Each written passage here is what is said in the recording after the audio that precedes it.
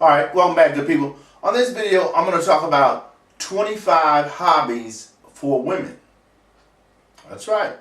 These are specifically for women. Now, when you think about hobbies for men, you think about sports, you think about maybe travel, you think about, different things that are masculine, exercise, stuff like that. Weightlifting maybe. But for women, these are specifically for women. And maybe they can, be, translated for men as well. But I got this information specifically from a source that talks about hobbies for women. Now, I'm going to start with the number one hobby for women. And I'm going to go down to the 25th. So, now the number one hobby is writing. Now, are you a writer? Are you a journaler? Because if you are, then you probably can identify with that. But there are several women I know that they're not really writers. They're more listeners, I guess you could say, or speakers, right, opposed to writing. Right? Now, turn that page. Number two hobby, reading.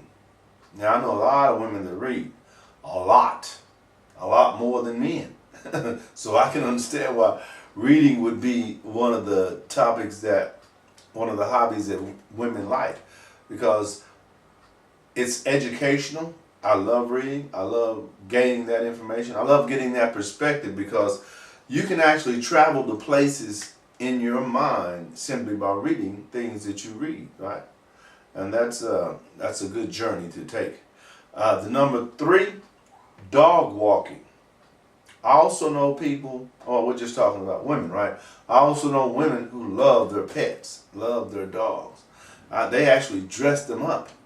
And I hadn't been able to understand that. I know love is love, right? But it's a dog. In my mind, I'm thinking that's a dog. I knew one lady, she took her dog on a plane, and she actually paid for a seat for the dog. And my mind says, what? Right? There's places for that. I guess, love can go deep, right? You can treat an animal or whatever it is you love just like you would treat a human being.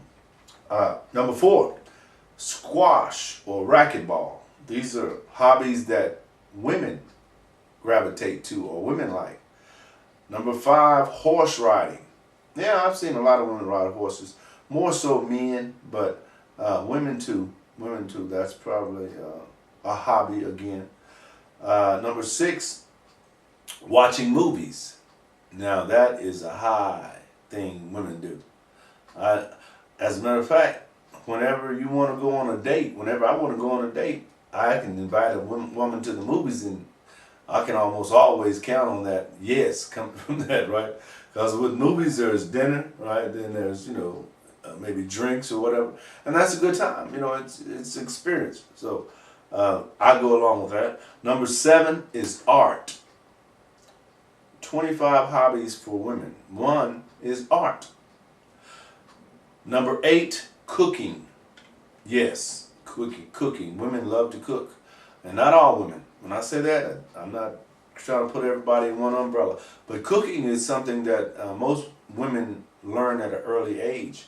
And I think that's a good thing, because, you're going to be mothers one day probably. So by being a mother, you're going to need to be able to provide substance for your children. So it only makes sense that you become proficient at cooking. Number nine, singing. Yeah, I can see that. I think this is a pretty good list. Women do sing. I know a lot of women that go to church, singing choirs and that type of thing. So they do it all the time. So, I guess that would be a good one.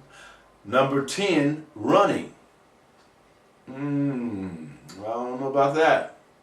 I do know some female runners, but I know a lot more guy runners than female runners. Maybe it's because I'm not around where women run. Maybe, I don't know, because of that. Because I believe that if you're in a certain environment, you see certain things that you wouldn't normally see. And that's probably not an environment I'm in on a regular basis. Number 11, swimming. What do you think about this list? Is swimming something that women normally have as a hobby? Yes, I think so. They go to the gym, they work out, then they get in the pool for a couple of laps. Right? I can see how that would work. Number 12, scrapbooking. Good one, good one. I believe when you are a scrapbooker, when you do things like that, that requires creativity because you're actually combining a variety of things for an effect, right? Or, what you wanted to project to the world or to people. Number 13, jewelry making. Speaking of jewelry making, I've been having some thoughts about that. Actually, I'm a really big proponent of these types of bracelets. And actually, I've been contemplating putting together a process to create some of those bracelets. I believe I could do it, and I believe it would be something that I would like to do because I have that kind of creativity in me. I know that for me. So, but it's time consuming to me in my mind, but I've never done it. So within the next 30 days or so, I'm going to make a decision as to whether or not I will be doing something like that. And if I do, I will from time to time show you guys the results because like I say, I'm result driven. And results is something you can't deny. You can say what you want to say, good or bad, right? But what does the results say? If the results say I created 25 and sold 25 of them, how can you say that I can't make money doing that? Can't say that. The results say something totally different. That's what I go by. Number 14, wine tasting. Again, the wine. Yeah, I can see that. We're talking about women, right? Oh, absolutely. Women love wine. Love it. And that's a good thing. Number 15, pole dancing. Exclusively for women. Please let that be. Right? Because, and it doesn't have to be the risque or, the kind that, you just not, you're not going to watch. There are different, I've come to the realization that there are different types of pole dancing. I've seen more. I saw a couple of females on video that were like excellent pole dance, what I would consider pole dancers. They weren't like nude or anything like that, but they were like graceful and like tacticians of the pole. They knew what they were doing. And they, some things seem very risky, hanging upside down, dropping and all that type of stuff. That takes practice to be able to do that, right? So I applaud that. Number 16, knitting. Yeah, that's not high on the list of things men are going to be doing. Although you may have one or two that, enjoy that type of thing, you just never know. Everything's not for everybody, but sometimes certain things are. Number 17, gardening. Yes, gardening. I definitely see females gardening. And I think it's a good thing because I think it's therapeutic. Do you think that it's therapeutic to get out there and be amongst the dirt and the things like that? I saw something the other day I hadn't ever seen in my life, and it kind of shocked me because it was such a unfamiliar.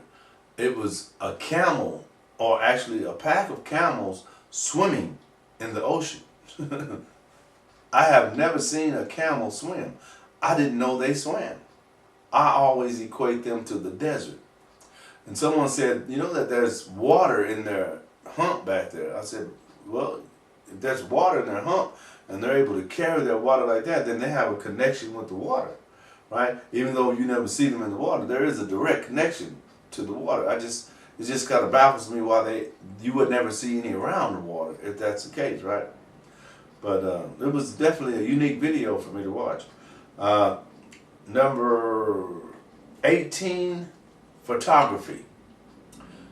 Yeah, men and women do photography. I think that is a skill I would love to have done in my lifetime because I love to see those beautiful pictures. I just love when you have to have a certain type of eye for that though. And that I believe that can be acquired. I don't think it's like you're born with it or nothing like that. But Number 18 is photography. Number 19 is join a book club. Again, getting back to the reading, right? As you're reading and as you're gaining information, those things always guide you to other places. Anytime you pick up a book and gain some perspective about that book, it's going to guide you to another place. It's going to take you mentally someplace else because you're going to read something, you're going to pick up something in there that you didn't know, right? Number 20, collect things. Yeah, women are big on collecting things.